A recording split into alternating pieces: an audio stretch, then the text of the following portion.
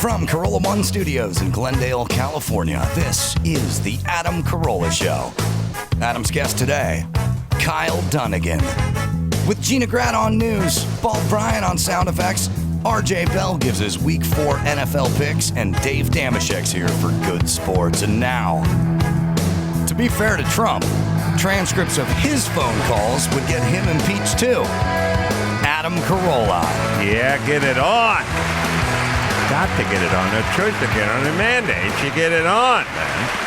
Thanks for tuning in. Thanks for telling a friend. I had a dream about you last night, Gina Grad. Oh, my God. And good day. And Bald Brian, you put some weight on. Jeez, I'm working on it, for God's sake. That definitely could have been about me. I'm trying to think of It's why. always about you, Gina. Tell us about your dream about Gina. I wonder why. I'm not sure why Gina was in the dream. Let's find out. I had a weird thing. I worked a lot. She's big north of the border. That's true, too. I was tired. I was bordered. I worked a lot yesterday, and then I hustled off to the Crank Yankers party that night, and had a couple of pops, toked a little spleef. Look at you. Over there. You were back in time, 1970? Yeah, I mean, there's Daniel and Jimmy, and Tiffany Haddish is there, and we'd have to go back for the Tiffany Haddish thing. But anyway, good group. Kevin Jeff Nealon? Ross and Kevin Nealon. Good group. Anyway, hanging out, drinking, smoking pot. I had a early morning meeting at a warehouse about doing some construction in a warehouse. So I had the warehouse on my mind. Okay.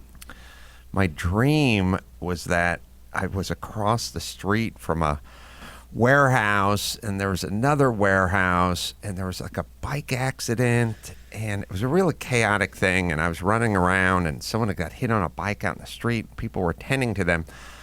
At a certain point, Gina was there, and I'm not sure what we were doing, but we're like moving some boxes or something, and I was like, and Gina handed me a box, and like on top of the box was a picture of you, like from, I was probably thinking about Larry Miller and you and your nude charcoals and whatever. Awesome. He's still asking about that. He's still He texted asking me earlier. Anyway, He's like, hey, you're going to the show, right? it was like a picture of you and your friend like on the beach in your 20s, like naked, but doing that like model PETA pose where you're like Sure. kind of covered up, but I got a couple of those from Greece. but naked. Yeah.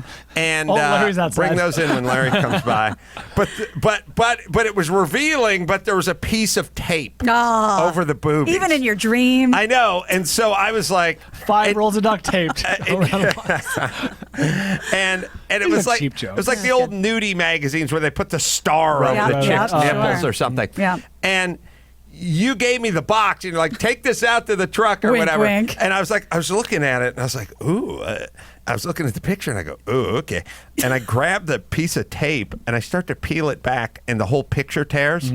So now That's what you get. It's all flapped up and fucked up Yep. now. And I was like, oh, God damn it. I try to like stick it back, but now it's like standing up. And I'm like, now the picture's ruined. And by the way, she knows. She's going to know Of course. that I tried We to were talking peel about it that. That's back. no And it accident. just That's no accident. it tore the photograph. Yeah, So I don't yeah. get to see any titty. And I've tipped off the titty titty tip. to you. And I got nothing over here. Nipped off. And that was about the end of it. That was the end of the dream. Like That's that's awesome. as far as we got. So that's how I roll. 'Kay. In my dreams. Even in your dreams, you don't get it. It's never. Nothing ever comes up, Adam. Not really. In that scenario, I could have gotten the tape off successfully and seen you nude. Right. But it didn't work. It took the picture with it. I'm very sorry to hear that. I'm sorry that happened to you. And incidentally, would Matt be considered our HR rep? Is that a fondolier job? Yeah, he should probably. Okay. He should probably. This should be reported. Yeah. Although technically, I Report didn't yourself. see anything. Yeah, you didn't know get what to I see mean? anything. That's Yeah. a classic Adam Carolla dream. Yeah, tore the picture, and then it was like, not only do I not see anything, but the picture's now screwed up, and you're going to know that course. somebody tried to peel the tape back, Sure. and who else would that be? You handed me the box. And then I woke up, and then I met a guy at a warehouse. So it's an awesome life for me.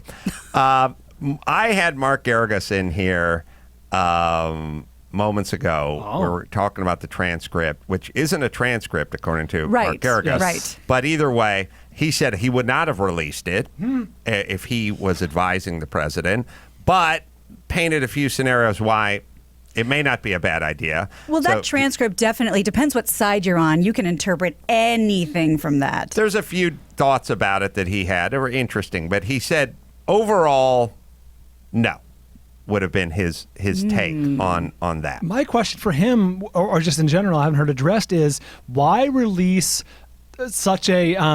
why release it in sort of a half form? You know what I mean? Like I said, not the transcript, but like a memo or whatever. Like if anything else comes out from that conversation, it's going to appear that things were covered up, you know what I mean? Or were left out intentionally, and then you've unintentionally shot yourself in the foot. I'll cut you off because according to Mark, there is no transcript. Okay. They don't allow people to record, and they don't allow like a stenographer to listen and write. It's weird. They're just sitting there kind of taking notes. There's 3 people who have clearances who are there interpreting and taking notes of what's happening. Now, I don't know, it kind of falls under the heading of the courtroom artist, like no pictures. Okay, so we got a guy with an acrylic painting of Bill Cosby. Right. Like why as long as we have an matter. acrylic painting of him looking concerned, why not a photograph or whatever? You'll put it up next to the witches being tried in Salem. It's Right. It's the same technology. Right. So according to Mark, there is no transcript because it's not allowed to record or to use a stenographer. But the 3 people are allowed to make notes, and I guess it'd be like, I guess you would say that you're triangulating a conversation. You have 3 people, and then when you're done with the conversation or listening to the conversation, we can all sort of agree what it is, which I assume is that what it is. That's what it is. The problem with the system is then once you get inside the court, Mark said, like, oh, he wouldn't let that in because he'd go like, hey, we don't know how many of these guys are gunning against Trump. Who knows if this is what happened? Who knows? He would just get it. He would His say, aides who were taking notes? yeah, he'd say he can't be. Yeah, but it was leaked or was something like. No, the White House put it out. No, but what I mean is the initial thing. The thing that forced their hand. Oh, the whistleblower report. What I'm saying is who knows what nefarious people are inside trying to do harm to my client, and this should not be admissible in court or whatever. That's what he would say. He wouldn't release it anyway, but it's not a transcript according to him.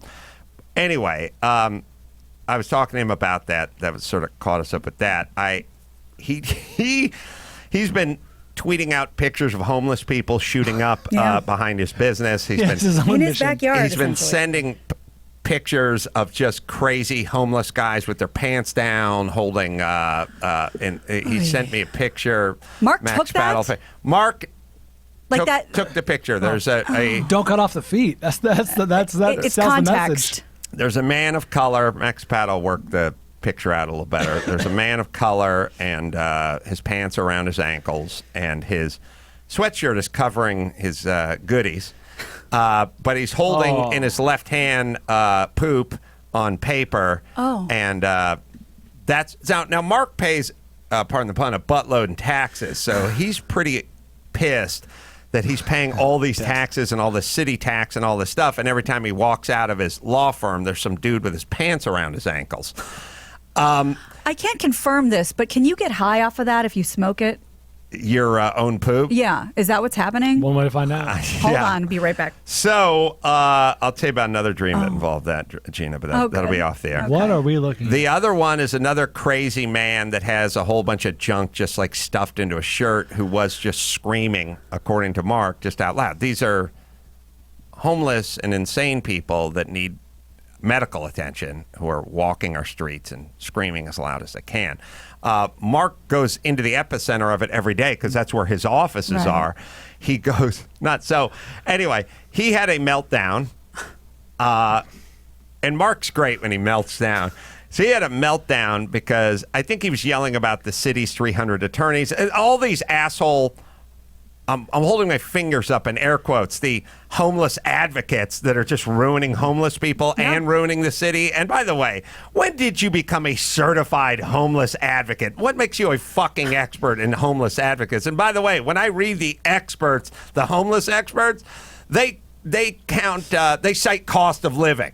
Right. You think this guy's shitting in the street because eggs are $4 a carton? If he had $400 a month, he'd be all set. Right. Okay. So these so-called advocates or experts, I don't fucking trust them as long as I can throw them. But here's a little snippet. This will air on Saturday, but this is Mark getting fired up. The conversation was, well, if we ban sleeping on the sidewalks, maybe the controversy is we'll let people sleep on the sidewalks, but not within 6 feet of a doorway and not within 100 feet of a school. Right. I mean, this is a serious conversation. And then Mike Feuer, our city attorney, who's just abdicated all responsibility. There's 300 lawyers in the city attorney's office who are prosecuting marijuana offenses in the East LA courthouse for legitimate people who pay their taxes. The city attorneys are doing that. Yet Mike Feuer says, "Oh, if we ban sleeping on the sidewalk outside, by the way, there's vagrancy and loitering laws. If we do that, we'll get sued." Well, what are your 300 lawyers doing besides trashing tax-paying cannabis collectives? It's insane. See, I don't even understand where we are. What universe is this? There isn't talk about every single kind of ism.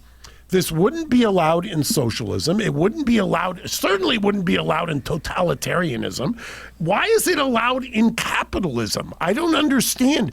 Where are we that we're having an argument that we don't want to enact something because we're going to get sued? Then, okay, if you're worried about getting sued and you don't want to litigate issues like, then I'm going to just stop paying property taxes. All of us are going to stop paying property taxes because they're not doing what they're doing. What if all of a sudden I just say, I'm not going to, no, property taxes? No, you've abdicated your role. You've got 300 lawyers. Why do you have 300 fucking lawyers?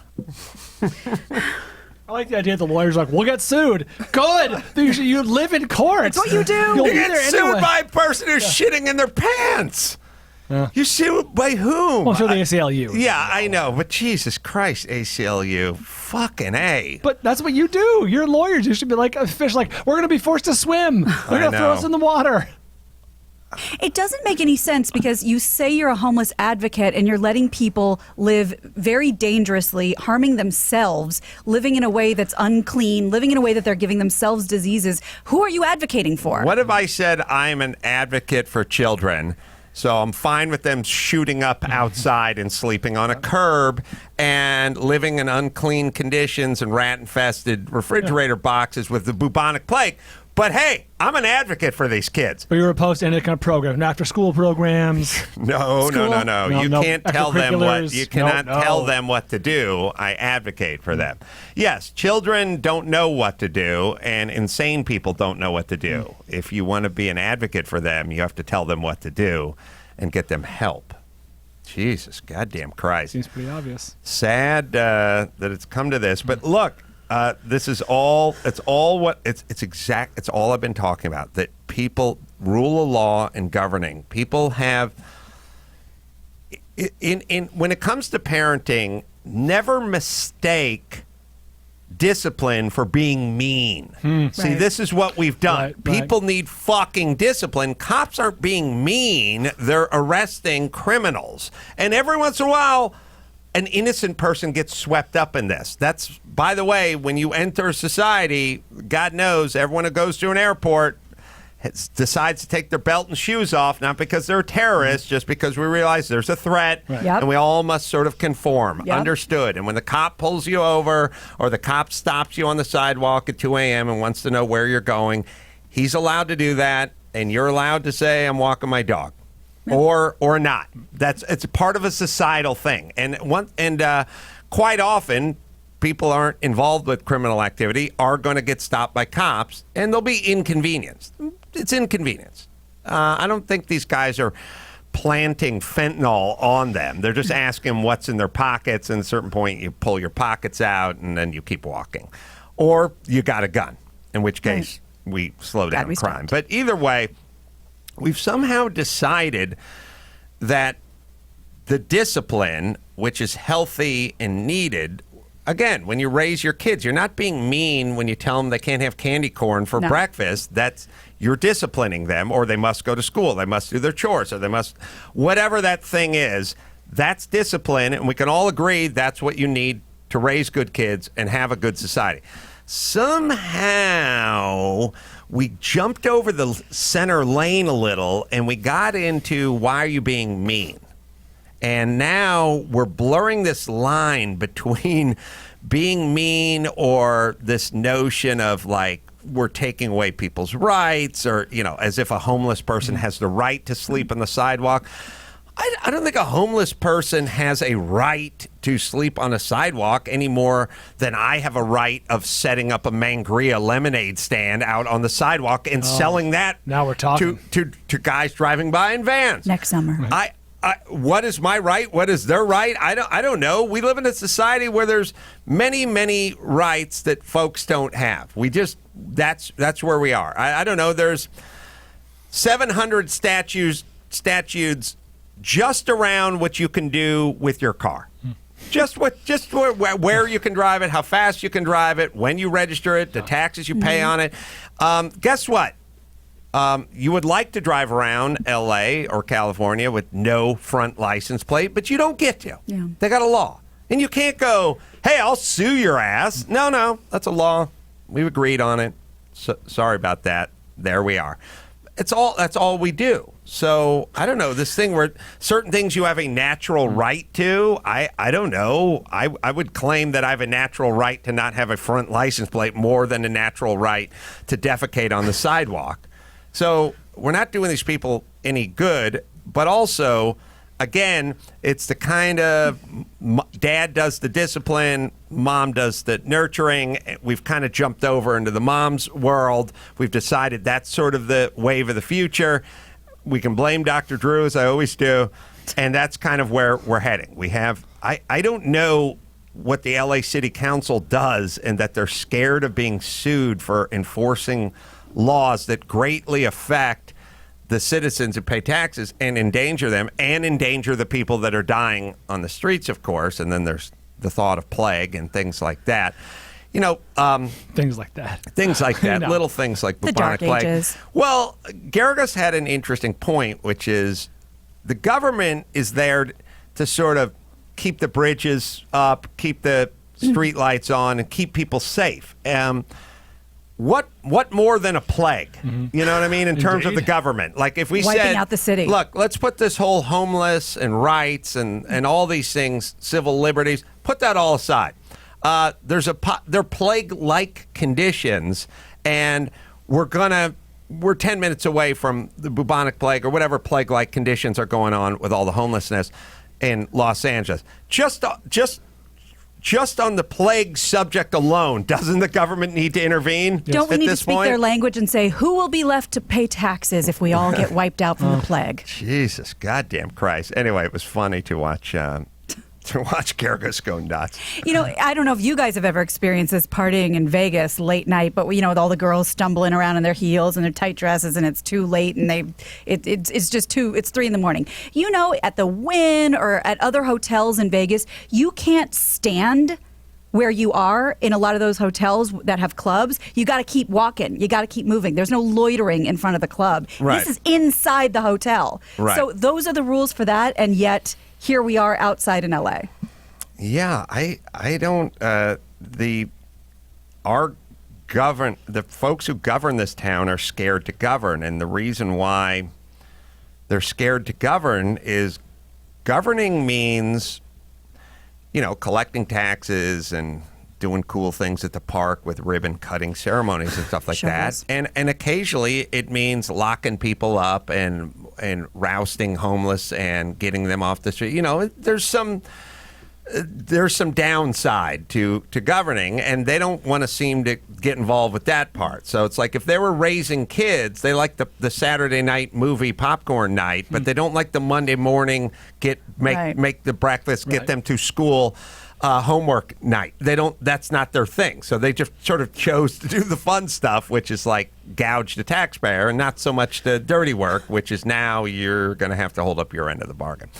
All right, RJ Bell's going to call in a minute. I was at the Crank Yankers party the other night, or last night, as I said. Sad state of affairs, like as it pertains to homelessness, is I got the word, like, where's our wrap party or where's our premiere party for Crank Yankers? And it was like, oh, it's in downtown. It's And I remember like, ooh, what's, oh boy. I started like Thunderdome. preparing myself for like, where are we going to park and what are we going to deal with? And why should I bring 2 pair of shoes?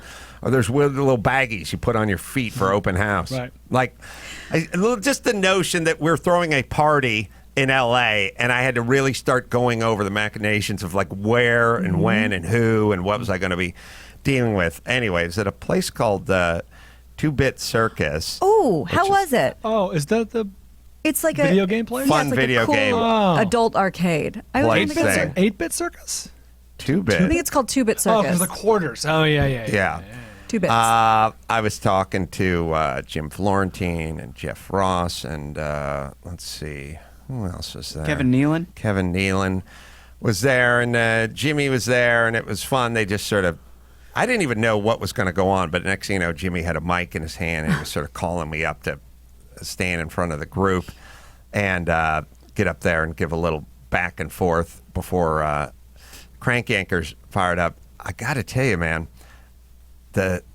you know, it's weird. It's puppets, so you don't think there's going to be a lot of technological advancement in puppetry, but there is in the 15 or whatever years since we did the last one. And They blink?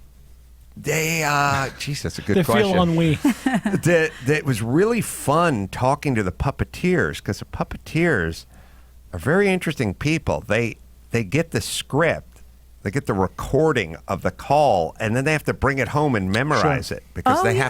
have to Mime act along it to out. it, Yeah, they're yeah. busy during So that they just scene. listen to it over and over and over, and it's weird when you meet the guy who does your character. There was a Burcham installment, and he's talking about getting in the car and driving home and just listening and listening and listening. Poor guy. And it's like, God, I know. But they're really the sort of the unsung heroes, and boy, they unsung. Like, they're literally beneath the counter. Are the guys who do the puppeteering? You never think about them. No, and it's so out of sight and out of mindy, and just If how they're doing how we're their wired. job, you don't think about them. And there's so much more. I don't know. There's interesting sort of CGI components and things like that. It's really interesting. So what I'm saying is in the past when we did it, all the laughs would be based on the recorded call, with some sprinkled in on a sign hanging in the back of a hotel Right. counter or something like that. But now there's a lot of laughs with the actual puppetry and what's physically going on in the room, which is an interesting dimension that I we can't wait to see it. didn't have before. So enjoy that. Let's see. We got an intro for RJ. It's time for RJ's Parlay, presented by BetDSI with Vegas insider RJ Bell. RJ Bell. Hey, boys and gals. Hello. Hey, how are you? Excellent, excellent. Just living the dream, baby. Now, last week, correlated parlay, you got the Jets, and then there was a underscore that you pushed on. So how does that work? Well, if you played it individually, and that's the way we've graded all these games, it'd be one win and one push, which is just your money gets returned. It's like a tie. If you did bet it in a parlay, you get a one-teamer payout. So it's as if, the tie disappears, you bet one game, you won one game, that's you're going to get the same payout you would have if you had bet just the Jets by itself. Can I just jump in apropos to not that, but the Giants, and they got their new quarterback, Jones, I think it is, and Eli's on the Danny Dimes. Eli's on this weird position where he has to cheer on the guys taking his place and this and the other. And like I was watching the sports wrap, I was traveling and stuff, and Sports Center and stuff, and they're doing this whole thing where it's like, hey, he gets away with his first win, and but such a comeback.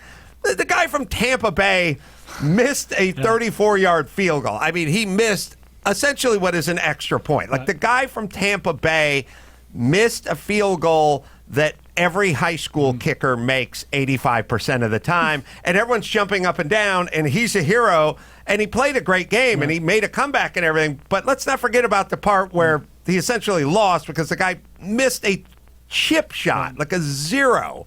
I don't know what's going on with Tampa Bay, but I'm saying it's a great story, but the reason it's a great story is because the guy missed a gimme. No doubt. And first off, what's even more interesting about the miss is they literally took a delay a game to go 5 yards further back, and there's been different people that's done a little simulation of the flight of the ball. It would have been good from 5 yards closer, or at least some people believe that. Now you sound like Lynette. So, to me, think back to Pine Barrens, right? I'm guessing you watched The Sopranos, right? Sure. Yep. Remember when Christopher was eating the ketchup packs because they were freezing? Mix it with the relish. Right. Yeah, the Giants are starving, and this was the ketchup packs. Now, that's like the coach. When they said to the coach, like, "Hey, man, why did you take the delay game or whatever?" If I go, this guy's more accurate from 35 than he is from 30, then you move back every time, right? If that's except in theory you could have done that with extra points your whole career, and 20 is too short in that theory. So why didn't he do it? I don't know, but I don't think they did there was a situation with the Browns where it was like 3rd and 9 and they like handed the ball off and got stuffed, and it's like clearly just a weak call. Right. That's on the coach. But then this one, if I'm the coach and the guy says I'm better at 35 than I am at 30, then I move it back. Like that's not on me. That's but do we know that the kicker said that? I don't know. Yeah. I don't know why else he would have done it. I have heard in the past, like guys they'll do one running play and move it to the center, move it to that hash or whatever it is. And in college, where the hash marks are more extreme to the left and right, this is viable because the angle can be too tough. In the NFL, and I think if I recall last year, you guys had Mike Lombardi on, a Belichick guy once. Lombardi was talking about this, that he's never seen it from that distance in the NFL. So this was a very unusual call. Doesn't mean it was wrong. It was just very unusual what Tampa Bay did.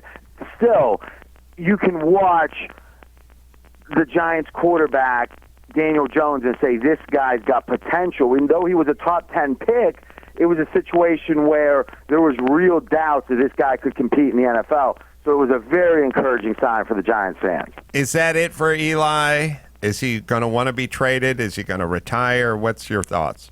It's just, here's the thing. Does he, the athletes always say they're the last to know. I mean, did Ali know Holmes was going to whip him? No. I mean, there's a lot of crazy stories with that particular thing. Yeah, so to me, it feels like, would you rather sit on the bench or potentially wait up until the trade deadline, see which best team, let's say Breeze isn't coming back. Right? Mm-hmm. We don't know. I mean, he's supposed to. All of a sudden now, would you want one last run with the Saints? And let's not forget, his brother won 2 Super Bowls. His last Super Bowl was his last season. It was by far his worst.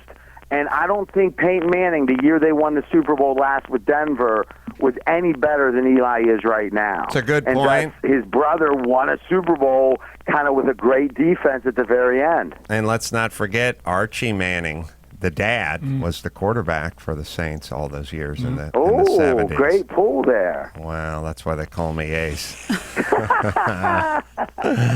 All right, RJ,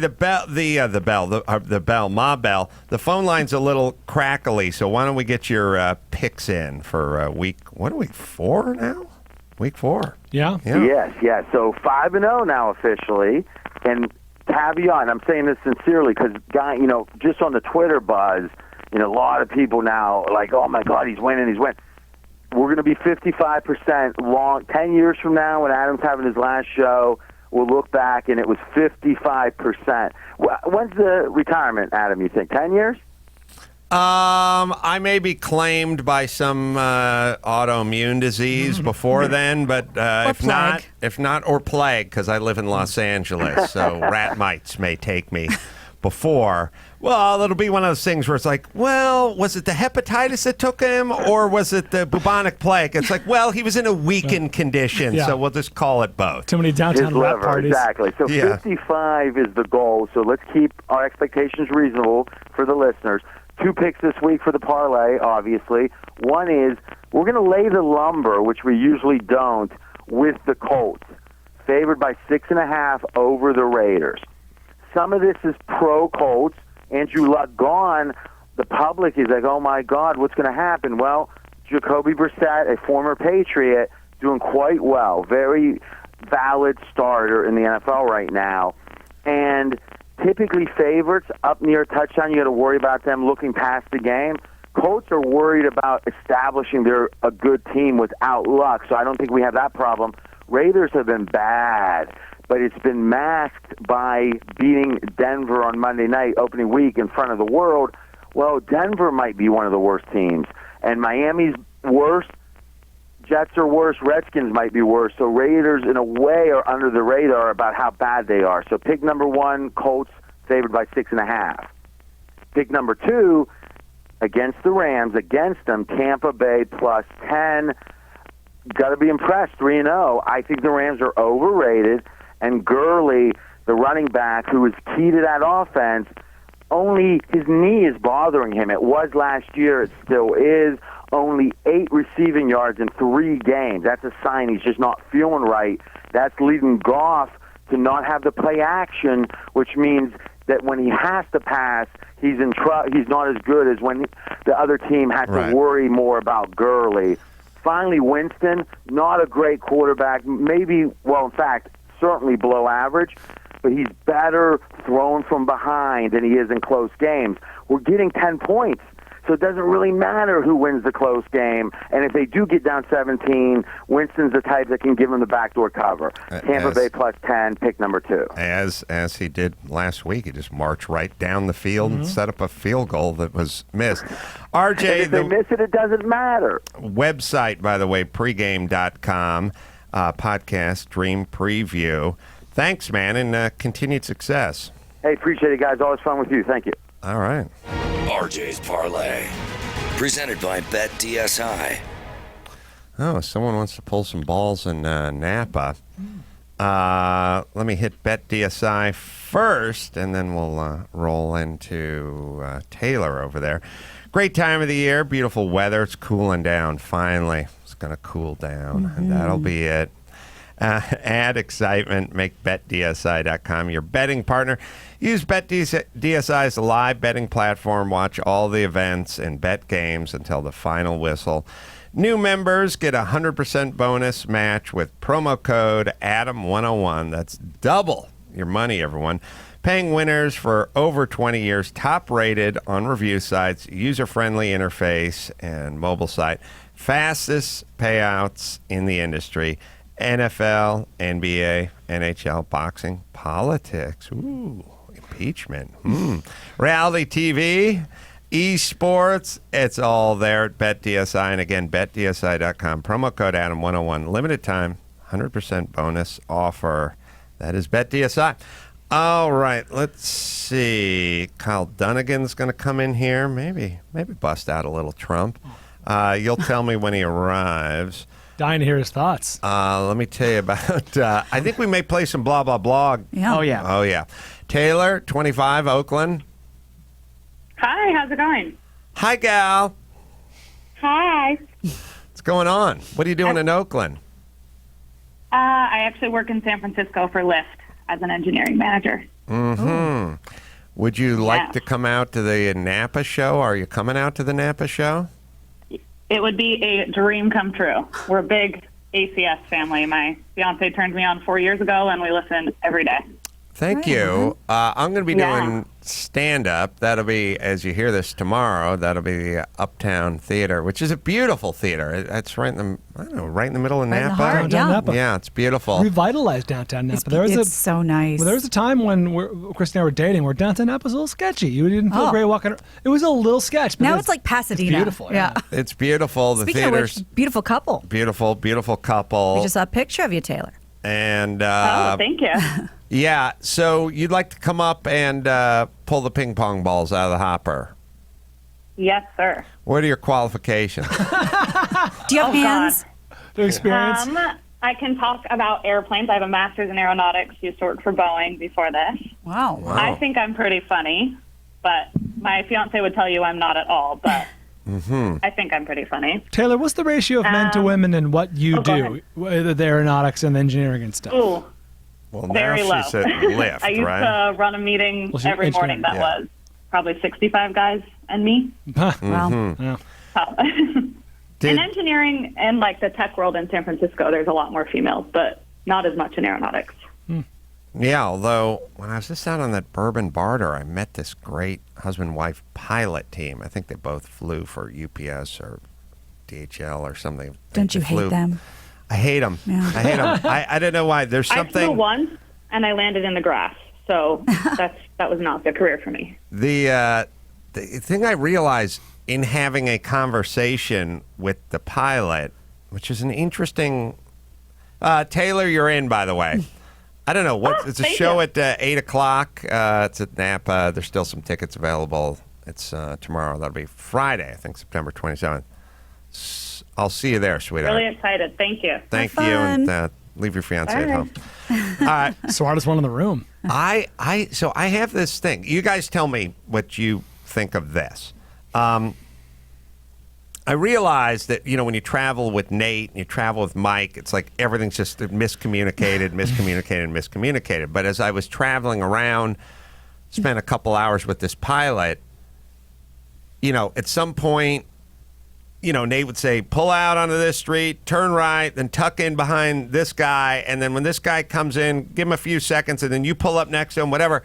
And he would just execute it because I realized pilots have to be able to execute all the time. And the shortest, most efficient verbiage. And they can't do, like, I've always said this, like, I've spent a lot of time in this realm as like as an adult, and I'm always curious about. Now, if you play football, you have to execute. You have to remember all the snap counts and the plays and everything. If you're in the military, if you're a pilot, if you build things, you have to kind of memorize things.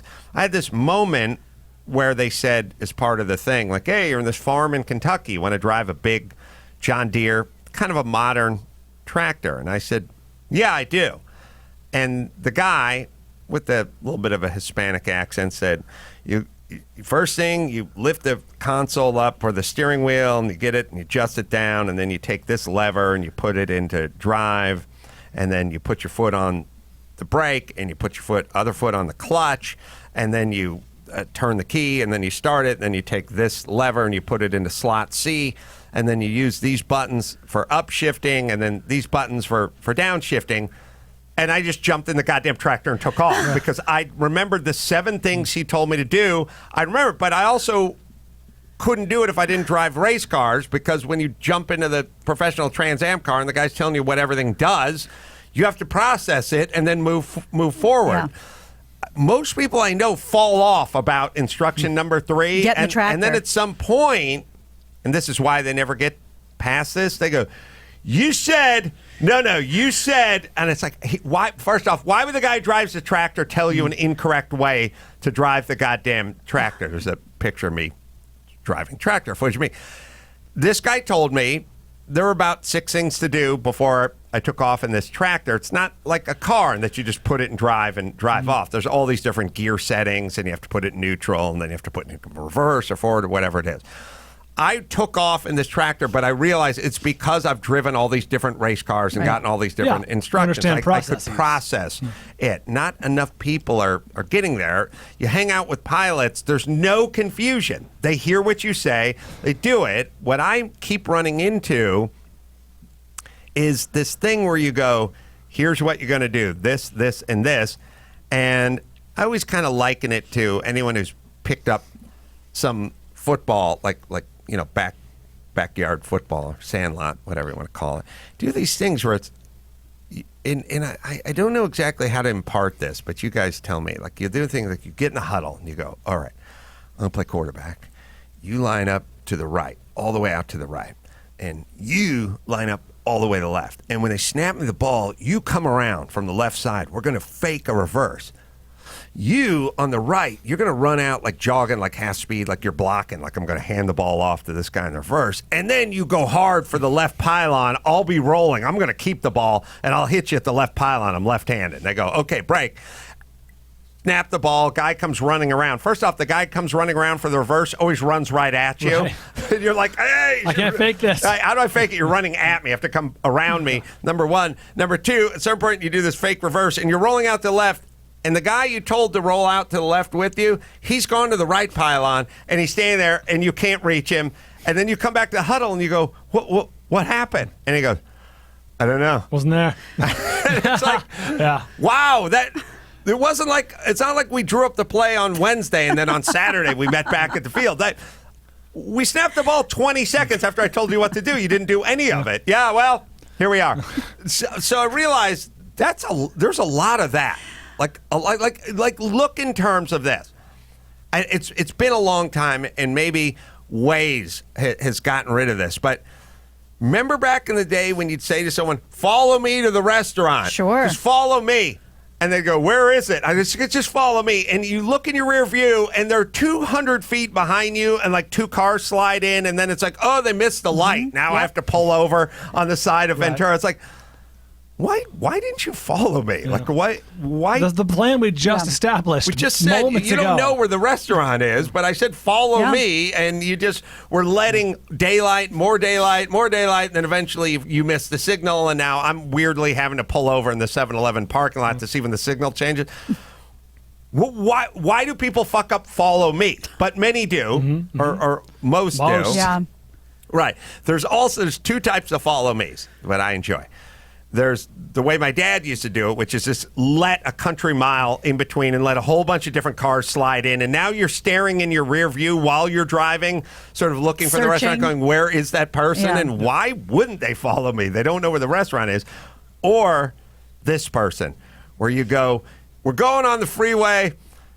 We're going out to Boulder. It's probably an hour drive. Just follow me to the Coors Brewery. And at some point, you change lanes on the freeway, 18 miles from the off-ramp, and the person violently jerks their car and cuts somebody off and It's slides in. chaos. Like, you don't have to do everything. You don't have to There's be a sweet tuned. spot. Stay close. You don't have to be tuned to the same radio station on that. Just make sure you can see me as we're What getting off. frequency you want? What frequency? Yeah, also, we're getting off the freeway to the right. So just go ahead Yeah. and just... Gets manic. All right, but anyway, I've realized that people have difficulty in the mimicry or the following instructions department, which is, I guess, as we get further away from all the things that would kill us and all the things we had to do, sort of in nature, like when it came, like if you're a young lad back in the, Davy Crockett days, and you had the flint gun, with the powder and then the flint and the musket ball and the packet and the wadding and stuff like that, that grizzly bear's charging at you. You don't have a whole lot of fuck-up time woven into what you're doing there, right? Yeah. Like, there's an order. It's got to be done in that order. Where is It's my got to be musket? done quickly, and then it's got to work when Yep. the hammer goes down, right? So there was a lot of like, hey, if that stuff gets wet, you're going to die, or you're not going to make it through the winter, Yeah. or A lot if you of don't dysentery. salt that meat down right, you're Yeah. going to whatever. So I feel like people had to pay attention Yeah. I'd be more precise. a little more. All right, Kyle Dunnigan is out there. What the hell was I talking about? Anyway. Ball girls. Muskets. Aeronautics. Oh yeah, I like that. There's Pilots. something. God damn, nothing more attractive than details. All right, Kyle is out there. We'll do a little blah blah blog with him. We'll do that right after this.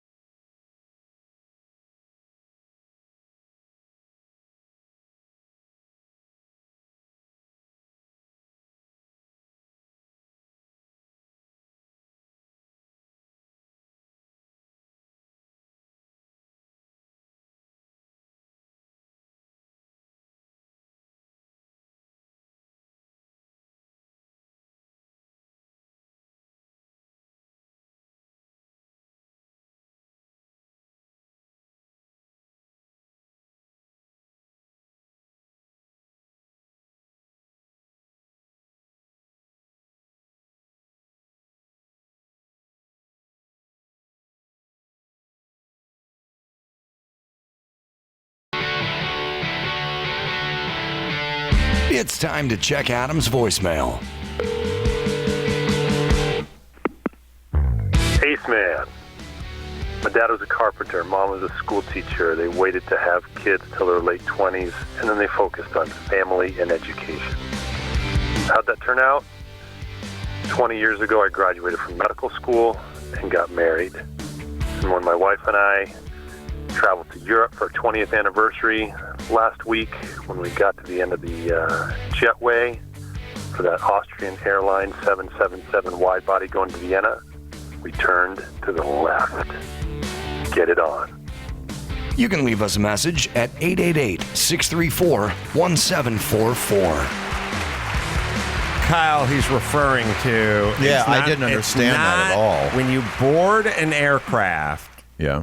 it's not really first class unless you turn left. Oh, that's true. Otherwise, it's just an extension. Everyone's of like coach. calling everything first class Yeah. now, Yeah. and I just flew like Alaskan first class, like against a bulkhead, and I had like 14 inches of no space. You in weren't me. happy. Like it is not.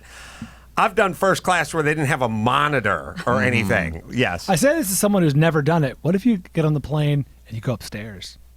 Oh, that's You've that's arrived. really I've never first done class. that. You've Not me arrived either. before you Are took they off? making those planes anymore?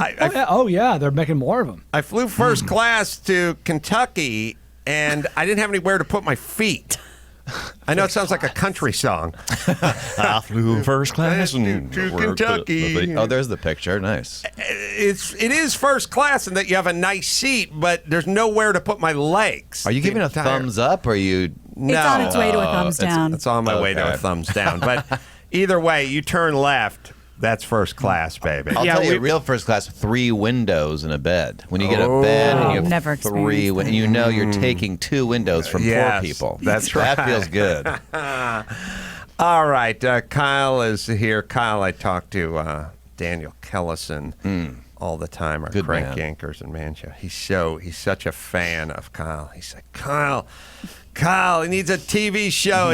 He's so good. Why does he have no money? He's so good. He's so good. And I'm like, he is. And then Daniel, it's funny because Daniel is the tip of the spear for the whole woke movement 5 years ago, 10 years ago. Now he's tired of it because he's like, if Kyle was a lesbian or black or whatever, he'd be working. I go, well, thank you. You've made your bed, Daniel. You made Kyle's bed. You and your buddies have all created this. No one else and to now blame. your new best buddy, Kyle, doesn't have a job. That's right. That's well, right. I feel bad for the white men coming of age right now because they're like, what's going on? yeah, you're bad.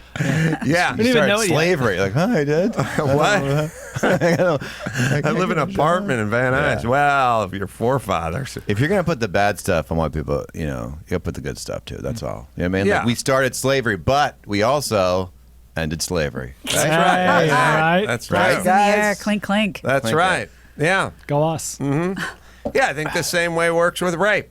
We may have started raping, but eventually we stopped. Good point. You know what I When you mean? were finished. I'm a little less When we were enthusiastic. finished, Yeah, yeah. yeah. And Okay, then, just wanna make sure. Then there was the next, then we Off started to the with a next. fresh day. Yes. Yes, but eventually we stopped. That's right. We either No, thank you we either for that. realize it's morally wrong or we come.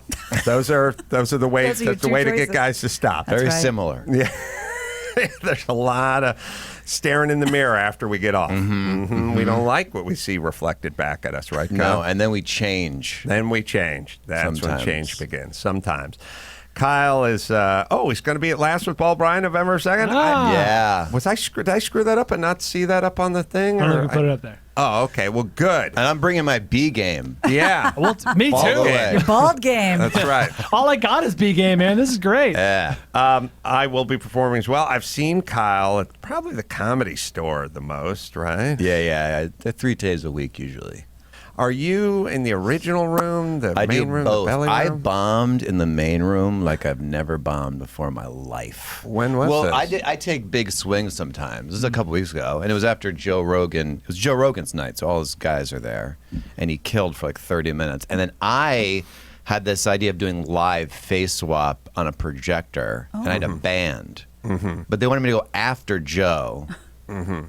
And then they wouldn't let us put like our piano on the stage, so we had to set up. So there was a 10-minute setup, and a lot of people had left already. And then I kept walking in front of the projector. We had a lot of technical issues. Anyway, I've done it since, and we're back. But I bombed very hard. Like they're talking about it. In still. the main, in the main room. Yeah, like Adam was there, who Polk said, and people are getting a nice laugh out of it now, which is good. But no one was laughing that night. We could probably do a live face swap at Laugh with Bald Brian.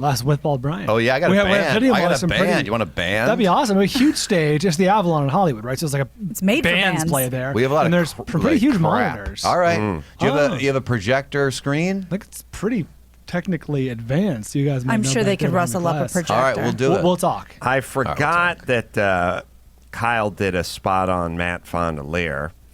It's creepy. It's funny, creepy. It's very accurate. I got to hear him have to again because hear I him don't out. remember how Yes, he talks. yes. You kind of did Dawson hey, Matt, before get the on show. the. You have to tune Oh in. yeah, Dawson. How do you talk? Just like this. Just like this. Boom. So now Matt, boss. this is not my idea, Matt, but Matt What's happening? had a little setback the other day, What which did he is my wallet, which I thought was lost, turned out somebody had, and someone had sent him an email saying we have Adam's wallet, but Matt did not report that to me, so I just tore Oh, he thought that was low on the priority list. I tore apart my den and my car. So and you're my totally over kid. that now, and everything's totally fine and back to normal, right? So I may everything's cool, be right? Everything's cool, back to normal. well, I may be looking for a new Matt. That's what I'm saying. I'd love to jump, throw my hat in the ring. Okay. Wait, talk more, Matt. I don't know if I got you here. Adam, I've worked with you for 10 years. You're going to get rid of me like that? Right. Hey, come on, how about a new mat, huh? Yeah. Mat at work, see? Come on, boss. Yeah, that's what I'm kind of thinking. Yeah. Like, I like the familiarity. Yeah, you like the I like sound. the sound. Yeah. I just don't like the actions. Right. You know what I mean? Like, boss, if I found your wallet, boss, hey, I'll tell you what. I'd call you up right away and tell you your wallet's found, boss. new Matt, maybe just walk it over to my house, right? Yeah, probably FedEx it. Couldn't get there in time. But you definitely notify me. Oh, yeah. I'd tell you right away, boss. I mean, you wouldn't have me tear apart my den, would No you? way. That was old Matt. Yeah. New Matt's cool. But Matt's been around for 10 years. Some say that's 3 years too long. Yeah, fuck old seriously. Matt. Yeah. Yeah, but I don't know. In a way, he's kind of the devil you know. You know what I mean? I was going to say, boss, I feel like I'm more than an assistant to you. I'm like a confidant. You can trust me, You tell me things. I don't blab. Nah, you're old news, man. Get out of here, pal. He didn't blab at all about the Comedy Central roast tickets. So sure. Yeah. you Yeah. can You trust him. didn't blab about your Yeah. wallet being found. You Let's blew imagine- it, pal. You blew it. Let's imagine new Matt that Adam new had Matt. said, "Hey, I'm doing the roast of Alec Baldwin. Please spread the word to our staff. Anyone would like to go, they can You go." got it, boss. See, Hey, like- Brian, you hear about the roast? Yeah. I did. Yeah, boss is going to be on it. Yeah, Isn't I that know. cool? I'd love to go. Gotta go. I gotta tell everyone else. Hey, Gina, Yeah. hear about that roast? Yeah, Boss I'm gonna so be on? excited about it. Oh, new Matt's great. All right. Now, also, Matt, while being the porcelain punisher, is also a man of leisure. And he pursues Lazy, leisure. is that euphemism for a lazy piece of crap? No. He's a family and sedentary oriented. He has a And zest for rest. Well done, sir. New Matt never sleeps, boss. yeah, and like if you had a van and it had a company sign on the sign, it would say "the best at rest." That's good. License plate says Z. So again, I enjoy asking old Matt like what he's doing over the weekend Yeah. because he usually has a taste of Encino or he's going to his parents' house to hang out, luxuriate in a hot tub and drink daiquiris and things of that nature while his dad puts a ham in the oven. So like I just want to simulate a little of that with you, Wow. new Matt. What are you doing this weekend? Doing some cocaine, not sleeping, thinking about boss. I That's like new, that Matt. even better. Yeah, Much up all better. night. Up all night doing rails, Yeah, thinking watching about you on me. the roast on repeat, boss. Yeah. Repeating the roast. Yeah, boss. Wow, I'm flattered. Employee of the year, as you hired you. Oh, yeah. Better Matt. And You want me to clean your toilet, boss? wow, yeah, I It'd be do. my honor, boss. Wow, Yeah. but on the weekend? Whenever you need it. He's up. Oh, like Sunday, Yeah. 5 I'll a.m. live under your house. Oh, you live under my house. Yeah. Pop up, clean the toilet, and go right back. Have a little trap door. Yeah. Pop my head up. Need something, boss? That's new Matt. Wow. Hey, old Matt, will you talk? I think I'm losing your. Oh no, impression. you're doing it just right. All right, thanks. There's no way I can keep up with that. You're right. You should just take the job. Yeah, get out of here. Yeah, I'll Yeah. see. I'll show Get out myself of here, out. old Hey, Matt. new Matt, why don't you tell old Matt to get one of those boxes with the wood grain on it, the cardboard boxes with the handles Oh, I built thought you into said a them. coffin And he's first. just got to just sort of pack up his Yeah, get stuff. all your crap. Get out of here. And remember, the booze isn't his. He's going to throw some booze in Yeah, that box. leave the booze here, pal. Someone watch him. Don't trust this guy. Get him away from the hard drives. All right. Well, I'm Good glad stuff. we rememred new Matt and old Matt. God, that makes me laugh. All right. Let's see. We're going to do a little blah, blah, blog. First, I'll hit Castrol Edge. You can tweet us at Adam Carolla Show with hashtag Castrol Challenge with your questions for Castrol Challenge, brought to you by Castrol Edge, formulated with fluid titanium technology, reduces friction, maximizes engine performance 3 times. Three times, fool. Stronger against viscosity breakdown. You got a question, Max Spada? Yeah, first off, I want to remind everybody you're doing a giveaway to meet you in Vegas, so tune in later for that. This is a question from Mike Porter, hashtag Castrol Challenge. Adam, can you tell us about the experience of making your Castrol TV commercial? Yeah, they've been running this Castrol spot I recorded earlier in the year. Me driving around an Audi R8, I think it is, but it's a R8, but it's probably the V10 R8 in the rain and sliding around. And That's you. looking like I know what I'm like I know what I'm doing, and Smell McDonald's. someone all that good stuff. So Badass. yeah, I went down to a studio and faked driving a car. Take it back. But Who did that donut? I can do all that stuff pretty easily in a car because I have done all of it. Because when you go through the driving school, at some point they just wet down the skid pad and you just slide it all over the place. So thank you, and thank you, Castrol Edge. All right, should we do a little blah blah blog with Trump? Blah, blah, blah, blah. We did a song. It's It's time blah, for Blah blah, Blah blah, Blog, Blah, blah, blah, the blah. game where we match the celebrity with their retarded online rant. Let's play. So in honor of our guest, all of these blogs are related to our president. All right. I am so sick of mediocre white men not being directly called out in real time. Like right now, Kavanaugh's a sexual abuser. So is Trump, who is now encouraging Brett to sue for libel. Stop fearing him, people. Trump is a mediocre man. We are America, damn it. Angry lesbian for sure. Go ahead. Hashtag stop Trump.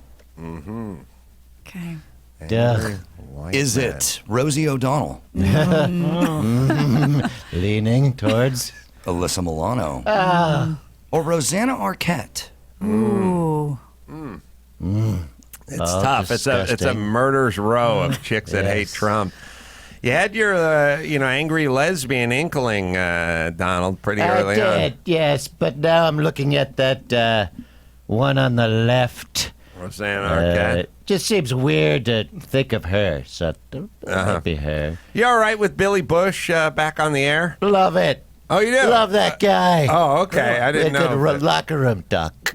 Love that guy. Talking Yeah. about pussy. I've been in a lot of locker rooms. I didn't talk about that, but No? okay. No, okay.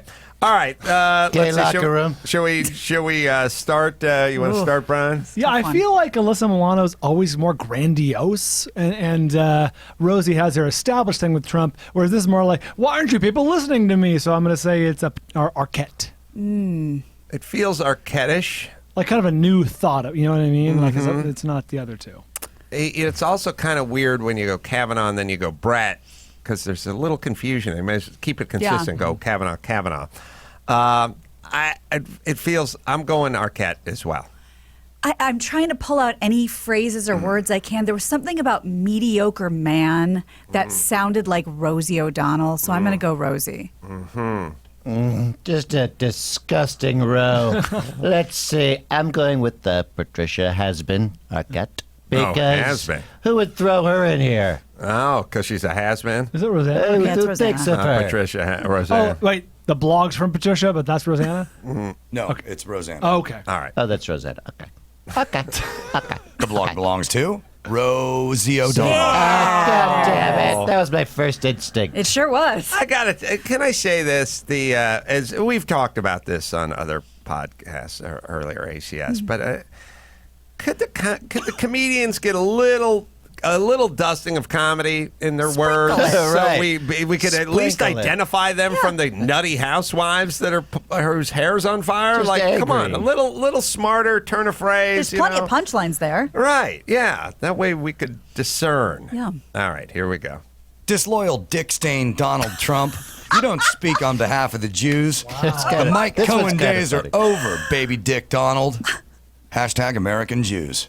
Is it Sarah Silverman, Michael Rappaport, or Chelsea Handler? Whoa. Is Rappaport- Wait, this is confusing. Is Rappaport Jewish? I don't think so. No, but it's still. I don't know. Is Chelsea Handler Jewish? I think for some reason she is. I want to hear that one again. I was something about a dick stain. Disloyal dick stain Donald Trump. You don't speak on behalf of the Jews.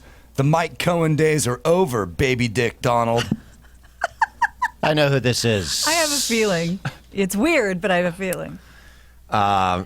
Chelsea Handler, I haven't taken a deep dive in this yet, but she's got some sort of Netflix special out where she gets to explore her white privilege. Oh, boy. But the reality to Chelsea Handler's privilege in terms of her career is being a attractive blonde, not so much the color of the skin, but more the good looking Right. in a world of comedians that doesn't often not flush with Right. nines and tens. Although Sarah's easy on the eyes pretty. and so is Chelsea.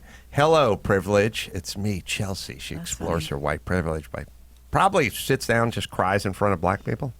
I'm guessing. All right. Anyway, super helpful to have those conversations. I'm going Chelsea. Nope. The language is just so Rappaport. I got to go Rappaport. Me too. Dick stain, come on. Rappaport. Sarah's got great taste in comedians. I'd be shocked if it's Sarah Silverman. Yeah. The blog belongs to Michael Rappaport. Yeah. Oh, yeah. Sarah doesn't talk like that anymore. No.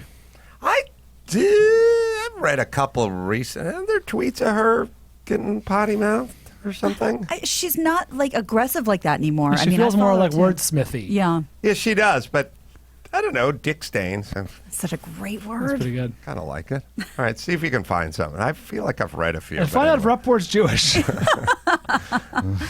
Ivanka Trump will be in Alabama tomorrow.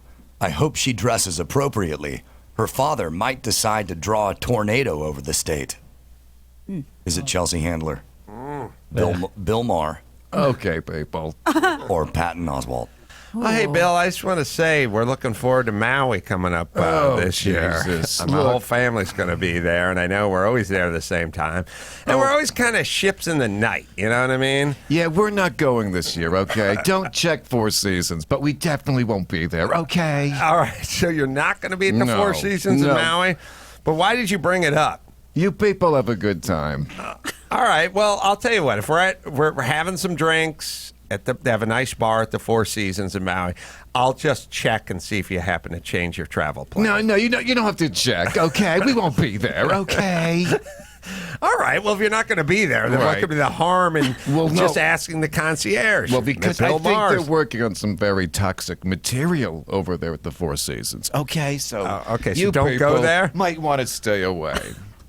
Okay. All right. I just thought And it might be please don't bring those children. my kids are fans, you know. They love show business, you know.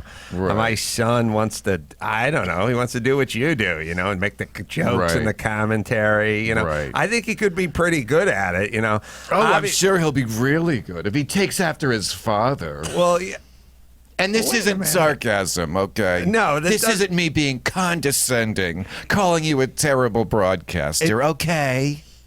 Wait a minute. I think you're being condescending when you're saying you're not sounding No. condescending, huh? You think this sounds condescending? Well, it is a little sing-songy, you know what I No, mean? it's just how I talk. Okay. Okay, but let's say I was a cop, Bill, Right. and I just pulled you over, Okay. and you had some weed in your glove box. I don't have weed in my glove box. I'm just saying, Don't check there. There's no point. And I asked for license and registration. Would you be as condescending and sing-songy as you are to Adam Carolla, the podcast host? I'm not being sing-songy or condescending. I think you're terrific, and I love your children. And if I was in Maui, I'd love to spend time with all you people. All right, well, maybe we'll just... Oh, Sarah Silverman and Larry Miller are going to be, they're confirmed for your New Year's Eve bash. Is that in Maui? But you're selling tickets in Maui on New Year's I'm Eve. Skyping in. Oh. Oh, Right. So you're not going to be there for your own bash? No, I won't be there for my own show, Adam. I won't be there. Are you Skyping from another island, or are you just not going to be in the Hawaiian island chains at all? Right. I'll be homeland side. Okay, well, we're going to come by the bash. Hey, Larry's a friend. Sarah's a friend. You know, I've been working out at the Comedy Store, you know. So I heard. So I've got my... We all heard about you doing stand-up comedy. All right, well, the other night... I'm putting that in quotes, by the way. The guy who stunk up the main room, that was Dunnigan. That wasn't me. But normally he does very well. I don't know. You sound like you're defending the man too much. My point is this. That epic failure, that was Dunnigan. That was not me, all right? Yeah, but you left a stink. He just stepped in your stink. All right. Anyway, here's God, what I'm I saying, love him. Bill. I'm going to be... Oh, you like Dunnigan? So good. Well, as long as he stays in his lane, as soon as he stops doing voices, that guy just crashes and burns. Yeah, I mean... What happened to blah, blah, blah? Let's get off this. Patton Oswalt? Can't I come out and do the bash in New Year's? Just like a tight 20. You know what I mean? Mm-hmm. Sarah, I think Sarah would vouch for me. I think Larry Miller knows I'll tell you I'm what. the real... Why don't you come on by and see if you can get through security? I'm sure you will. All right, so back to Trump. Let's see, the Bill Maher. Yeah. What was the We gotta thing hear this again? again. What did he 20 say? minutes Oh, ago. the Ivanka circling in Alabama. Alabama. Could be anybody. Bill does the jokes a little more. Pat does. I don't know. Now I'm going back to Chelsea again. Yeah, I'm going to feel bad saying this. Rappaport is Jewish. Okay, comes out to be true, but this is nowhere near clever or funny enough for Patton Oswalt. So I'm going to go with Chelsea Handler. I 100% agree. Patton makes jokes, great jokes. So, God, it's got to be Chelsea. I'll go Bill. I'm going Ratatouille. I loved talking animals. So terrific. Patton Oswalt. The blog belongs to Chelsea Handler. God damn it. There we go. True. If it's a bad joke, guys, put 3 bad choices up there. Wow, Brian. Dear Donald J. Trump, Don Jr., Keklis, and Erica. Oh, and you too, Kush. You're all going to lose bigly. It's delicious watching you believe your own hype, when in reality, you're just disintegrating and turning to dust. Democrats, we got this. Ugh. Fuck Trump. Is it Go ahead, say. is it Alyssa Milano, Yes. Kathy Griffin, or Chrissy Teigen? Oh, man. All right, we know it's an idiot, so let's see here. I saw Kathy last night. She seemed in very good spirits. Is she in the cast? In Craig Giger's cast? Oh, you think so? Yeah. Yeah, she is. And I saw her and her husband, or longtime boyfriend, manager, there. Very good spirits, good mood, good everything, good hair. Said she shaved her hair because her sister passed of cancer. She shaved her head, and then it just kind of grew back sort of naturally curly. All right, everyone's angry. Tegan's got the potty mouth. I don't have any thoughts, Brian. What do you know? I think it's too aggressive for Alyssa Milano. I'm going to go Chrissy Teigen. Chrissy keeps it pretty short and pretty just fuck you. So I'm going Kathy. I'm going to go with the muffin-faced Tegan because whoever it was is a very low IQ. And usually when you have a pretty face, you're below IQ. I'm trying to think because I don't know if Kathy wants back on this Oh, right. treadmill. Yeah. Like she wants to Oh, yeah, Oh, she chopped good my point. head off. Yeah. That wasn't cool. I heard Barron saw it and thought you were really dead and Yeah. started chilling his champagne. He's like, started- get the Martinellis on ice. What a Ding shopping dong, and the witch is spree. dead. I'm going Tegan on this one.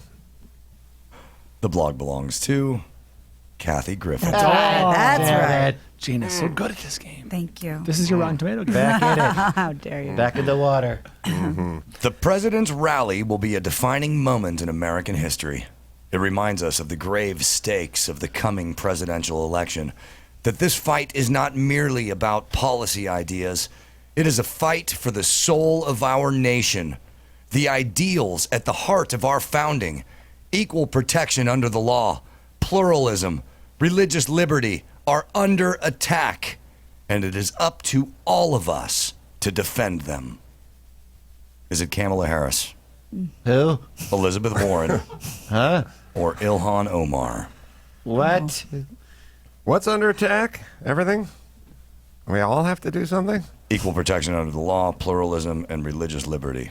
I have a thought, but she should go first because she's in the lead. Oh, I need a minute because that's a rough, lots to that's digest. wordy. How many characters do you get on Twitter? My God. It's the threaded tweet. Yeah, so Kamala Harris does a lot of this kind of talk. Yeah. I don't know what she's talking about most of the time. She does a lot of it. Elizabeth's a little more coherent when she does this stuff. Ilhan Omar, I don't think likes this country very much from what I've gathered from her. She's super angry. But you go first. Yeah, I think we can take Warren out of this equation. It does not sound like her. Oh, God, I'm going to say it's a little sort of platitudey and kind of takes you on a wild ride. I'm going to go Kamala. Yeah, that's probably where the smart money is, but I'll go Ilhan because I got to make up like 5 spots here. Yeah, you can't discount the pandering, but I do think the religious liberty part of it makes me think it's Omar. So Omar's my guess. Yeah, I'm going with the one I can't pronounce her name. Well, that could be any. Yeah, actually. Okay, I'm going with, is it Omar? Yeah. Yeah. Omar. The blog belongs to Ilhan Omar. Ah, crap. Yeah, So Trump's back. What's the score, Josh? I have no idea. We've got a tie with Gina and Brian at 3, leaving Adam and Kyle or Mr. Trump out who's of this. that? I don't know. All right, let's do the tiebreaker. All right, here we go, head to head. This one's worth 10 points. So Trump can get back into it. Unanimously passed resolution in Senate to release whistleblower report to Hold intelligence on. community. Trump, I don't know how tuned in you are to the comedy community. Did you hear Love about Dunnigan's epic failure in the main know, room the other night? I heard something else. What'd you I heard that it was so fantastically genius. The people didn't get it. Oh, it was, Get over their it was heads. above their pay grade. They've got to catch up. And soon, history will tell us it was the most fantastical show ever created. That's what I hear. That's what you heard? Yeah. Okay. You got your ear to the ground with the Dunnigan, comedy. so terrific. Yeah. So terrific. Trump's favorite. Go ahead, Dawson. Unanimously passed resolution in Senate to release whistleblower report to intelligence community. Great news. Now, many in the GOP are throwing in the towel on the trumpeter dumpster. Is it Anthony Scaramucci or Rob Reiner? I don't even know what I just heard. That was bizarre. The mooch is going the other direction, like trying to run Yeah. another Yeah. candidate or something. Lost and- the mooch. I mean, I have a guess. It's kind of 6 and 1 half dozen the other for me, Brian. I don't know if you want to go or. I'm 60-40. I'll go with the mooch. I was going to go with Reiner. Oh, perfect. The blog belongs to Anthony Scaramucci. Oh, good job, Brian. The mooch. All right. Until next time, keep your fingers on your keyboards and your heads up your asses so we can play another round of Blah, Blah, Blah. All right, let me hit Geico. Everyone's got the to-do list. How about you save hundreds of dollars on your car insurance? You don't have to go anywhere. Just go to geico.com. 15 minutes, you could be saving 15% or more on your auto insurance. Take that extra money, put it in your pocket, and save it for a rainy day. That's geico.com. Just a few minutes could be saving hundreds of dollars on your car insurance at geico.com. Okay, quick break. Right back with Gina and Kyle in the news right after this.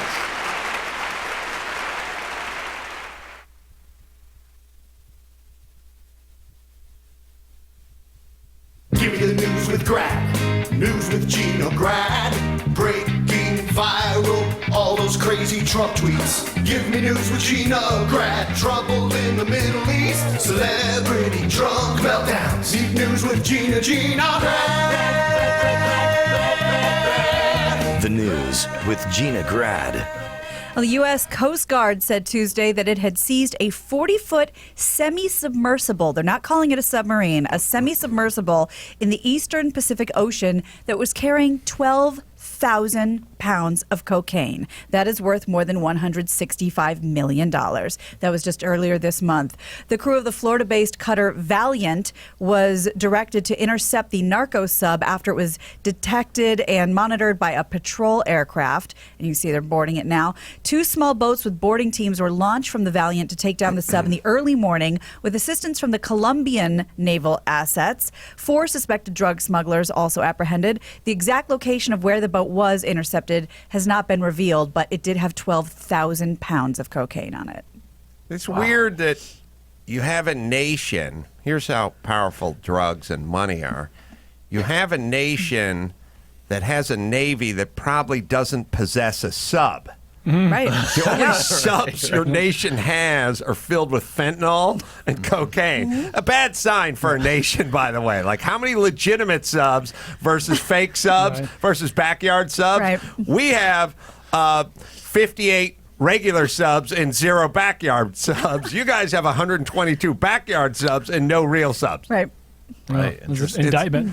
It's like one of those things, like, as a nation, if you just, like I always say, like when you drive through LA and you see the barbed wire around the freeway signs, like, bad sign for a city.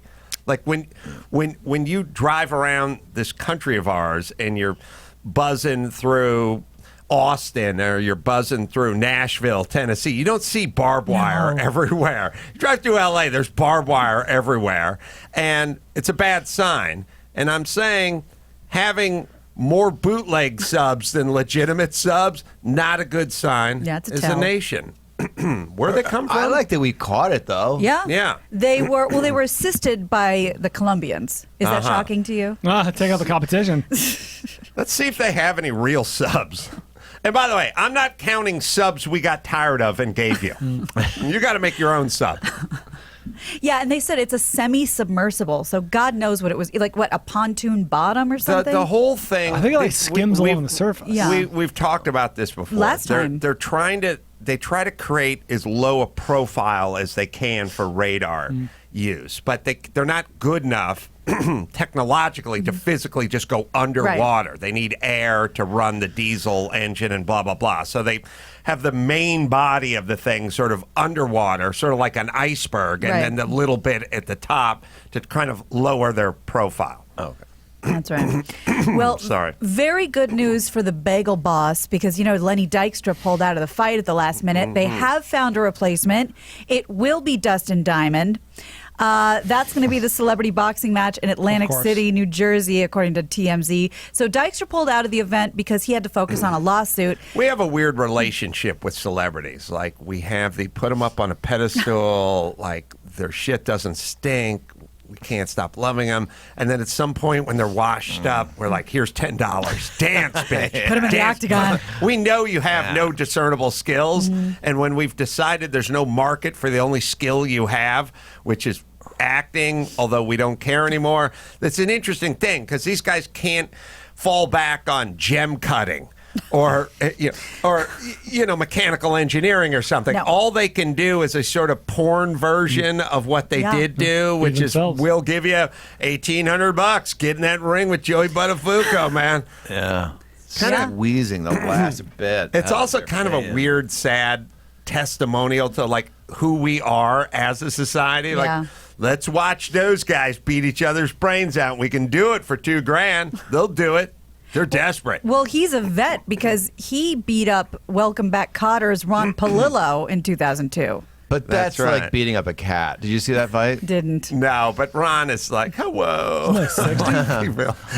Hello, Mr. Carter. Meanwhile, Chris Morgan, Bagel Boss, is 5 feet tall. Dustin's 6 feet tall. Chris has been training, though, with some UFC stars. We don't know if Dustin's been training, so. That's a lose-lose for Dustin, though. I mean, just beating up somebody a foot and a half shorter than you. Yeah. It's also, it's weird, too, when we try to do that sort of graph thing. Like, he's been training with some UFC champions. Yeah, it doesn't mean he knows Doesn't mean shit. He's not one. Yeah, like, oh, all right, so you get Yo-Yo Ma to come in here, and I'll grab my Train them. I'll grab my cello and sit next to him. Like, I'm still gonna sound like shit, right? Yeah. You're better off going wild than learning a little bit of karate or jujitsu. Because you're going to be thinking about it. Yeah. You're better off just flailing your arms. Yeah, just swing. Yeah, just have a shot of brandy and get to it. Sony Pictures Television will shop the story of Jeffrey Epstein's human trafficking crimes as a limited series. That's after optioning Conchita Sarnoff's book called Traffic King. Traffic King explores, quote, the darkest recesses of the corridors of power from Harvard to the White House. So the Epstein case continues to intrigue journalists, particularly because of the ties with Prince Andrew and Bill Clinton and Donald Trump. Trump, you took a few flights on the plane, right? To the island. That guy got railroaded. Oh, who? Epstein? Epstein. Innocent. Oh, really? Yeah. Was it a conspiracy thing? Yeah, the plane was totally legit. Just people adults having a good time. That's it. And did he kill himself, or was he killed? Was he murdered? He was killed by the Clintons. Oh, the Clintons. Wow. Quite an allegation, Mr. President. Well, it's true. In his prison cell. Yes. That's why those cameras weren't working. That's right. So you think he was going to start was singing like a canary? That's right. Bill had a lot to lose. Oh, I see. His Wait, he had nothing reputation as a perv was going to get even worse. Oh, wow. But nothing on you. Yeah? No, it was fine. Colombia has 4 subs. Where'd they get those subs? There are subs. Somebody sold them those subs. Yeah, Argentina. Yeah, sloppy second subs. But still, more backyard subs than actual subs. That's probably true. There's got to be hundreds of those things buzzing around now. Floating out there. So Sarnoff is a human rights activist and correspondent for the Daily Beast who reported on the Epstein case back in 2010 when he was first arrested in Palm Beach, Florida, but got a sweetheart deal on that one. Where is, God, what's his name? I think he was able to go to the office during the day and go back to jail at night, things like that.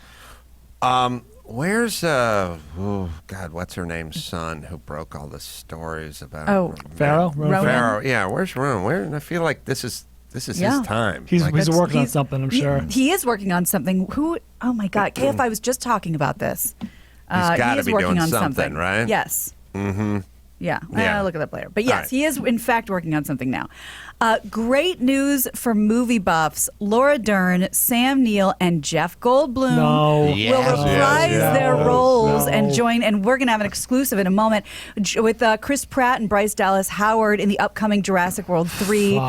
The film's director. Gene, how dare you start off with saying this is great news for movie buffs?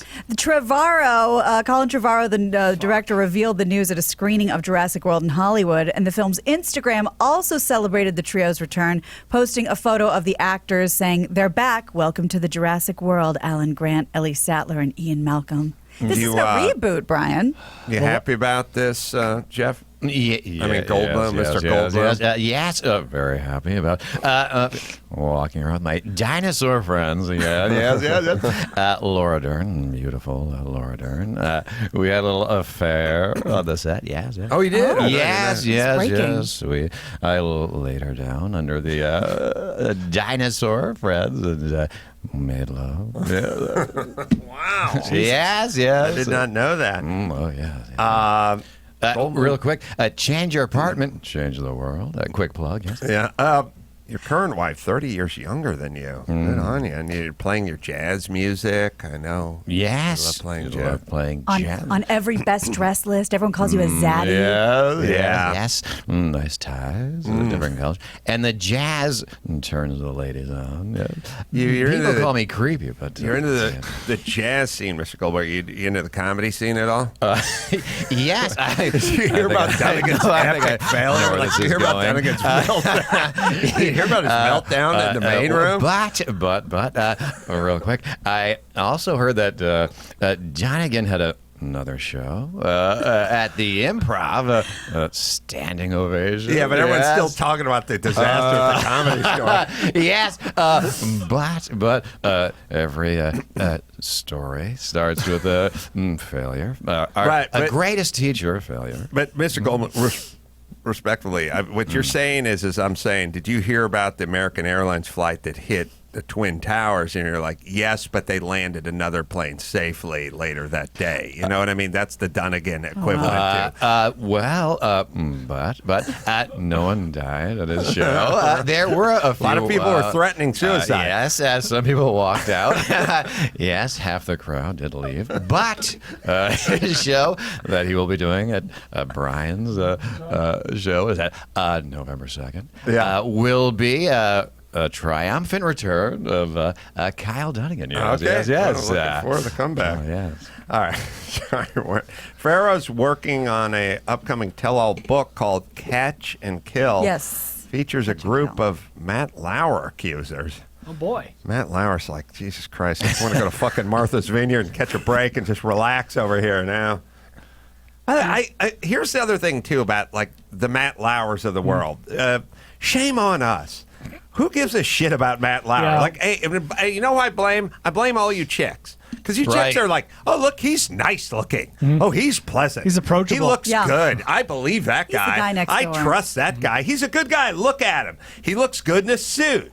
This notion of like, he's aesthetically pleasing, he thus must be a really great guy Yeah. versus that Is that fat not good guy who's logic? evil. I don't know. I don't think it works that He'd way. be fighting the bagel guy if he was ugly. Right. Well played. That's right. Mm-hmm. Yeah, catch and kill, I think, is a reference to like catching the story and killing it, like sweeping it under the rug. see. So, yeah, that's right. That's what he's doing next. Well, speaking of killing, it could be the ultimate twist ending for Making a Murderer. Of course, the documentary that was just everywhere a few years ago. A Wisconsin man who's already in prison for a separate slaying reportedly confessed to killing the photographer Teresa Halbach in 2005. She was the subject of the controversial Netflix documentary. He was like the auto trader Yes. photographer. Yes. Mm-hmm. Exactly. The admission could pave the way for convicted killer Stephen Avery's exoneration. The director of the upcoming true crime series called Convicting a Murderer, that's unaffiliated apparently with the Netflix show, told I would be Newsweek- the worst auto trader photographer in the world. Why? Because every I feel single. like you'd be good at it. No, I'll tell you why. Because it'd be like, where you at? I'm out on old Colonel Road. Ooh, that's a haul. Yeah. Well, I got a truck. It's a Chevy Love, 1982, extended cab. Do you have a phone? Yeah. What do they Does it call- have a camera in it? Yeah. You're asking $4,200 for this piece of shit. Yeah. Why don't you just pull out in the driveway and sort of take a 3/4 shot and just go ahead and email that to me, and I'll save myself a road Same trip thing. on there. It's a truck. Yeah. You know what I mean? Yeah. I feel like you're qualified. But Hey, this it's is your truck. job. Yeah, who knows your truck better than you? Take a picture of it and send it to me. Yeah.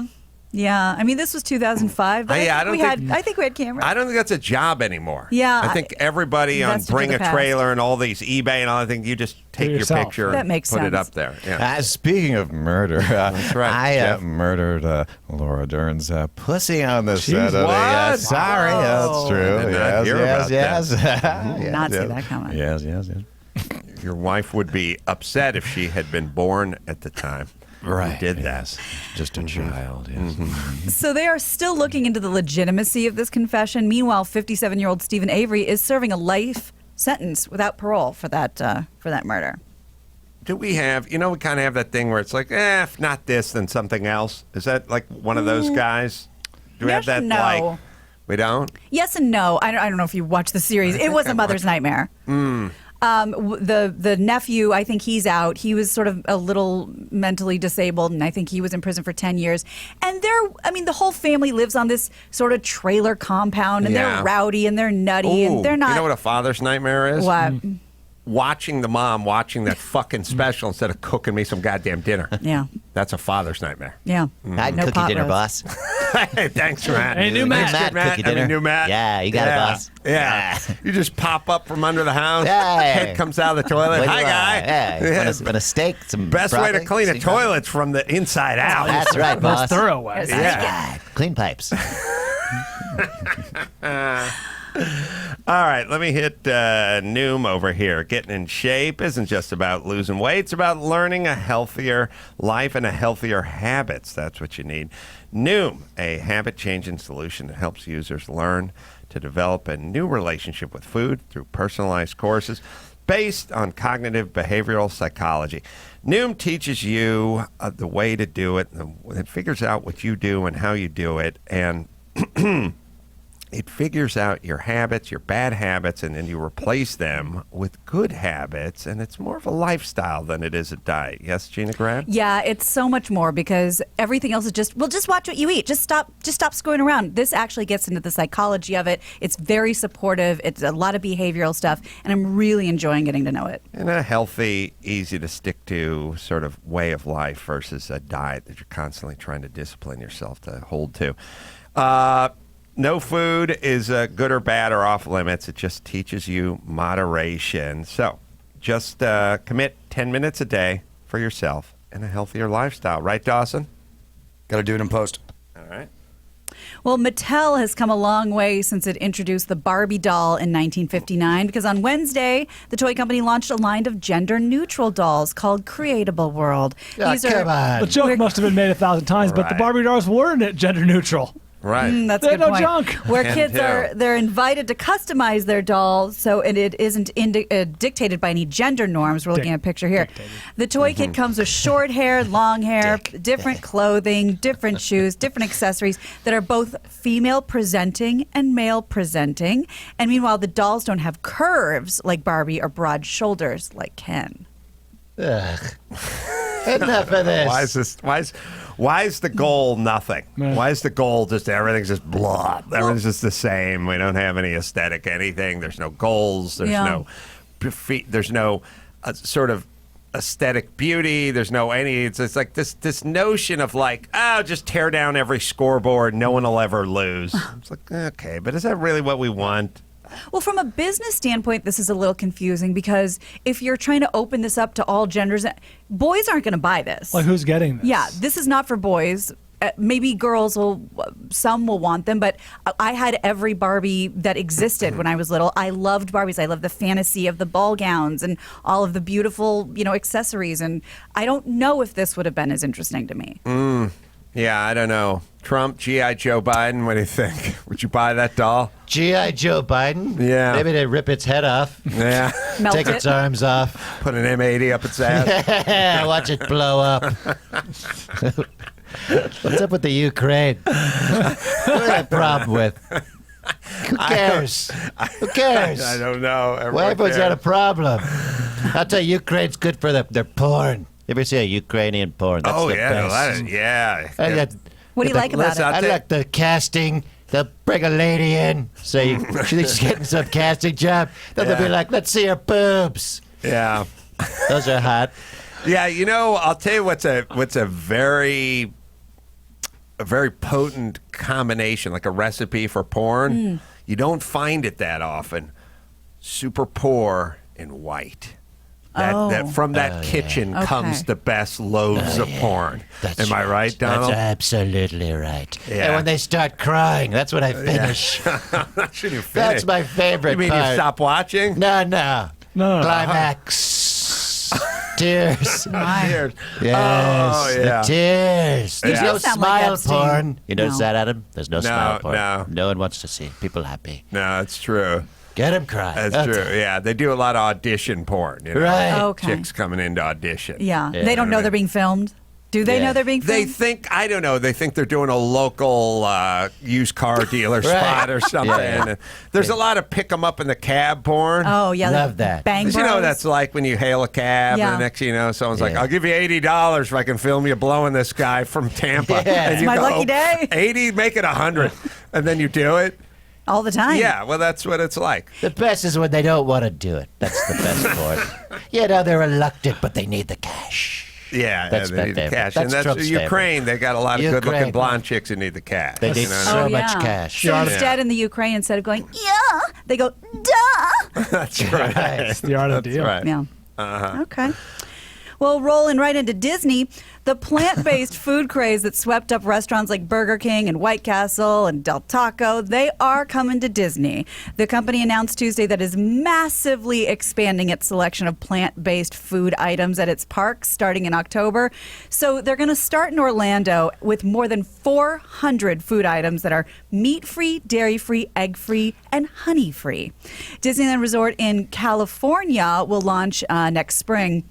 The company said customers had long been clamoring for Disney to offer more plant-based foods in its parks and hotels. Although Disney is adding a number of salads to its menu, it will also be selling plant-based hot dogs, burgers, and sausages. And all plant-based items will be marked on the menu with a little leaf icon. Adam, should we just cut our balls off? Yeah. I'm just going to get this wrist rocket and fire it into the neighbor's yard so I don't get drunk and look for it later. I just want it out of sight. I was going to put it in a mason jar on the top shelf of my bar, but I realized I'd just get drunk and try to reattach them. So I'm going to cut my nuts off, put it in a wrist rocket, and just fire it toward Mecca. That's my whole thing. Why don't we just start a new amusement park called Wuss World? Like no roller coaster over 9 feet tall. Everything is plant based and no dinosaurs with no balls, no hips, no balls, no bosom, no and everything. Everyone's called they. Yeah, and so that'll be that. No genders. No Beautiful. genders. Yeah. Do you know why honey's included on this list of things that are vegan? Oh, because we enslave bees. You got it. It's not a caloric thing. It's us enslaving bees. Yep. They enslave themselves. They But- get that honeycomb and they little. They're cage. kind of It's not asking for it. us. They have a queen? That's for them. Yeah, but like ask any bear. You know what I mean? You can't just dangle that in front of a bear and not expect them to go for it. That's right. Yeah. Yeah, we enslave them. Yeah. Donald, it's kind of like when a chick wears a really short skirt, right? Yeah. That's like the bees. Wait, why is that like bees? Because they're kind of asking for it. Oh, yeah. The honey pot, totally. you know. Yeah. Yeah. Showing their too much skin. That's asking right. for it. That's right. Not the fault of the bear. Right. You know It's what I just mean? his instincts. Instincts kicking And it's in. my instincts to look under that dress. Grab Yeah. it. That's right. That's right. Yeah. Just making an analogy, but you know what I'm saying. All right, what do we got, Gina? Well, an Australian man who created the world's first Labradoodle says he regrets it, claiming in a recent interview that majority are either crazy or have bad hereditary problems. So Wally Conran bred it. This is very interesting. The cross between the poodle and the Labrador Retriever in 1989 for a blind woman who couldn't have a guide dog because her husband was allergic to the dog hair. So fast forward 3 decades. By the way, how's that conversation work? Like, hey, I need a dog and I need it pronto. Give me 7 years. Well, I have cancer. Give me 4 years. Let me see if I can suck some semen out of my pet. You got 5 years, I got 4. That's right. So the Labradoodle's become one of the most popular mixed breeds in the world, and he does not like this. Is it because people like saying she's a Labradoodle? I think that's maybe a percentage out. They're good dogs. They're dumb and they're cute. But it's just it's why Minnie Driver worked, because people like saying her name. Oh, yeah. Like if her name was like Gertrude O'Malley. Like when people go, I'm working with Gert. You know who signed on to our movie? Gertrude O'Malley. Oh. Okay. Good luck. Is nobody else that. free? They like saying Minnie Driver. He Yeah. dropped out. Right. And they like saying Labradoodle, and that's why there's more. And Golden Doodle. They and like Cockapoo. Doodle. And, Yeah. Yeah. So he complains that he opened a Pandora's box and released a Frankenstein's monster. Conran said he fears people are overbreeding them, thus making them even crazier and more full of hereditary problems. This guy is not a hero, but I'll tell you who is a hero. The guy who founded Knott's Berry Farm. Okay. Oh, yeah. Because that guy the created berry. the boysenberry. That's right. I think he took a blueberry and a raspberry. No, Is that it's not right? a blueberry. Blackberry? Oh, he yeah, took it's a blackberry and he created a better, an even better berry. I'd like to get him together with Carl Nectarine just to lavish my praise on them. Like, you don't know. Like, you thought we stopped at peach. You kicked it up to a new level with your Pluot. nectarine. Yeah, the plum apricot. The people. So, Hey guys, I'm Joey Reese's. What are you guys talking about? we would have stumbled onto you. Look, here's my point. No more experimenting with dogs, but the fruit scientists, nuts. you keep going. Go forth. Right. You remember when the Japanese scientists made the seedless square watermelon? Yes. I mean, why not? Raspberry, blackberry, dewberry, and loganberry Dewberry. all come together to create the boysenberry. Beautiful. Right. Hey, man, and don't sleep on that boysenberry pie. I think a lot of people go blueberry or apple. Try that Oh, and get the Goldblum. I don't feel like I'm selling it correctly, but a warm piece of boysenberry pie with some French vanilla ice cream a la mode on top as it drips down and the white hits the purple. Yes. See, now. Very sexy. Now Very people sexy. want it. It's on Now they board. want Yeah, some. that's right. That's very There's your good. pitch man right there. A little gold bloom on top. Yeah. A little gold bloom DNA on top. Yes. All right, sorry, go ahead. Well, a British... Why does Knott's Berry, whenever they Yes. do, like Not Scary Farm every year during Halloween. Oh, we hadn't heard about it. It says it's not scary. Like, Yeah, it's it's not. not- Don't worry, you it's talked about not this. Okay, scary. moving no, on. no, No, we did no, not talk okay. about that. Okay. We were talking about how commercials. vile the commercials and how scary the commercials are. But yeah, not scary. Sounds like it's not scary. Go ahead. Sorry. And it probably isn't. Mm-hmm. So, Is that one of the jokes you told in the main room? I got was that your closer? that. You know what? I'm never coming back. You guys know this is an abusive. This is an abusive, not safe not a area fun for environment. me. You're from out of Is it- town. It's a hostile Anyway, work it's a berry environment. farm that's about 60 miles south Boysenberry. Well, let me tell you a story. Hold on, let me cue down the band. No, don't I'm tickle the not doing ivories. Brian's show. I'm not coming back see what here. you've done. This is an abusive area. It's not safe to do, guys. Hostile. All right, let me hit Castrol. Want a chance to win a trip to Vegas and meet me? You can head down to your local AutoZone and you'll be entered automatically with the purchase of Castrol. Pick up 5 quarts of Castrol Edge motor oil. You get the STP Extended Life Oil Filter for just $33.99. Use your AutoZone rewards and be automatically entered to win 3-day and 2-night trip to Vegas to meet me in November. Right, Dawson? No purchase necessary to enter to win. Open to residents of the 50 United States, District of Columbia, and Puerto Rico. Must be 18 years old or sweepstakes valid September 24th through October 21st. Void where prohibited. Void where prohibited. See your local AutoZone store for more details. All right, let's do one more, Gina Graham. All right. Well, a British mother taught her son a lesson by crashing his math class. 30-year-old Becky Cranley punished her 12-year-old son Harley for his misbehaving at school by paying him a little visit after receiving a phone call that he had been rude to his math teacher.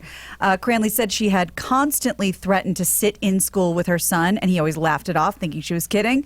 So with permission from his teacher, she showed up to join the class, which was very embarrassing for him, introduced herself as his mother, and she says she does not regret embarrassing him. She just wishes she caught the whole thing on camera. I heard about this.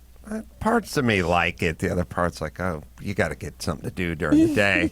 And then confusing context for the kids, right? Because she's not that old a mom. No. She's a 30-year-old Yeah. mom. So everyone's got to be like, who's that new super dumb kid who was held back 13 grades? And Who's she's with pretty us? cute.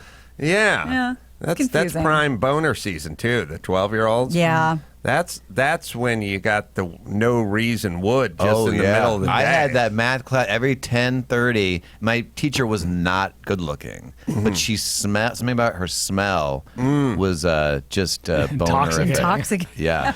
Yeah, you know, it's interesting. Let's think about this for a second. So I have said, so I just got back from Kentucky, and part of the problem with traveling and time differences, and you guys obviously got back from Kentucky as well, but I was having to like go out and meet early in the lobby and go off and shoot all day. And the problem is I have a sort of bowel system that works quite nicely. Get up at 8, have a cup of coffee, answer a tweet, hit the commode, take a shower, leave the house. This had thrown everything cattywampus because it was a 3-hour time difference meant with late night dinner and then getting up early, and then the coffee's down in the lobby. Yeah. So then you hit the down Starbucks, there. and now you're in the SUV, like driving out to the To the middle of location. nowhere. You're going to the middle of nowhere, and you're like, oh, now it's go time. So the whole system got thrown off. Yeah. There used to be boner time. Like when you were 13. Like hammer time? Yeah. Stop. Boner time. That's right.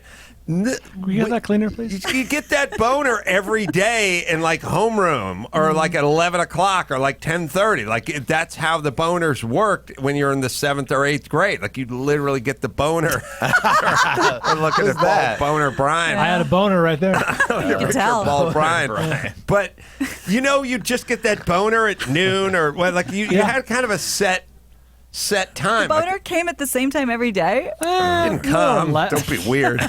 Oh, arrived? Yeah. Oh, okay. Well, use the Showed right up. language. I think it's kind of safe to say that, like, when you're in the 8th grade or the 9th grade or whatever, and you're sitting down in that homeroom or in that third period or whatever, like, it would kind of. Mine was clockwork. Kinda And she was show a up. teacher that was like, you want to come to the board? Oh, it was one of those, like, come work out the math problem on the boards. It was like panic. Yeah, you in the dolphin shorts with no underpants. Come to the board. Yeah, I don't know why I wore those every day. It was a look at the time. All right, Gina, did we bring it home? We'll do it right now. I'm Gina Grad, and that's the news. Hey, come on, how about a new mat, huh? Gina. That was the news with Gina Grad. What's his name from the Family Guy? Isn't that what's Seth his MacFarlane. name? Quagmire. Isn't that Quagmire from Family Guy? It sounds very There's a Quagmire-esque. little Quagmire. Find, Yeah. find some Quagmire. Yes, I was going to Yeah, say giggity. Hey, come on, how about a new mat, huh? How about some Geico? Got the to-do list. How about you save hundreds of dollars on your car insurance? You don't have to go anywhere. Just go to geico.com. 15 minutes could be saving 15% or more on your auto insurance. Take that extra money and enjoy yourself. Put it away for a rainy day. Go to geico.com. 15 minutes could be saving 15% or more. Let's hear what Quagmire sounds like. Let's see. Hey, Peter. Hey, Peter. Just been checking out some of that internet porn. You okay? Yeah, I'm good. I'm just gonna go and check my mail over there. You've been listening. Huge left arm. Hey, come on, how about a new mat, huh? Hey, Peter.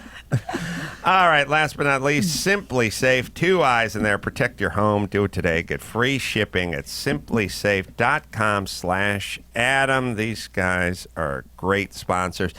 Napa Uptown Theater tomorrow night. Me doing stand-up over there, so you can show up and we'll enjoy that. Go to amcarolla.com for all the live shows. Us doing a live pod, West Palm Beach, Florida Improv. That'll be October 3rd. We'll do a live pod there, so come on out, see how the fudge is packed. Live shows everywhere. Go to amcarolla.com. Crank Yankers coming back. That's on Wednesdays, 10:30 on Comedy Central. And Comedians of the Adam Carolla Show.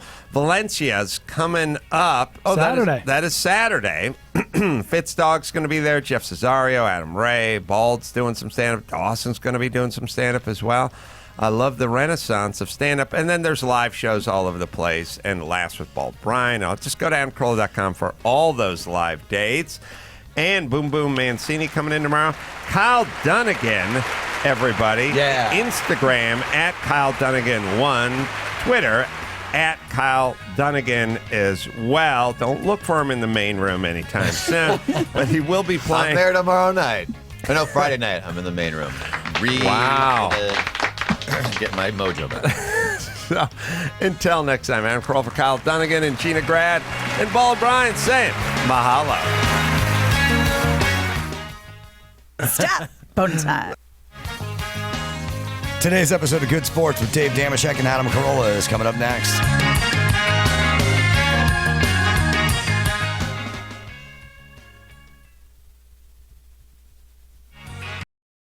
Show on Twitter at Adam Carolla Show. Follow Ace on Twitter at Adam Carolla. Leave us a voicemail at 888-634-1744. For tickets and info on everything, including this Saturday night's comedy in Valencia, go to adamcarolla.com.